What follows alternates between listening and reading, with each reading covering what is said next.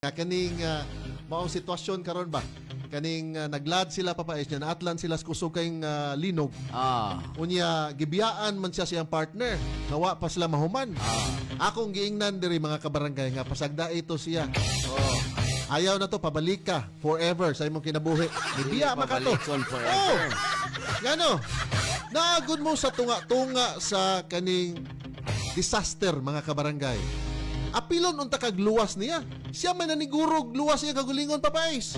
Ha? May ba nga klase nga partner? Bisan pag ang ako nang sabtan na wa pa nahuman lang oras siguro. Sa lodge. Hindi lang nimo po. Ako kabawan ng mga inana mo nang maminaw ko nimo. Kay expert man ka ng lodge. May makita na ko magian man ako diha. Sa unahan magian ako 3 hours. Mani, presyo. Adi ay, wadyo po kita na ay pagbuhat-buhat, bababamay. Magbuhat-buhat, magag 3 hours na ay presyo. Wadyo na, gisuwat na. Gisuwat eh? Tingalan tanino. Awa, nagpangawat ka sa papakrisyon. Asam, mababumanang na isuwat niya. Ano isuwat eh?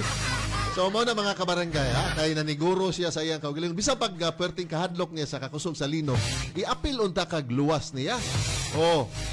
Kay mabiyaan ka dito, manatugan ka dito, simba ko lang. Nagpanik to pa ba mo? Nagpanik papay. Nagratol ikaw Robert nag-ingon ganina o sa ingon ganina. Malimtan nimo ang mga butang nga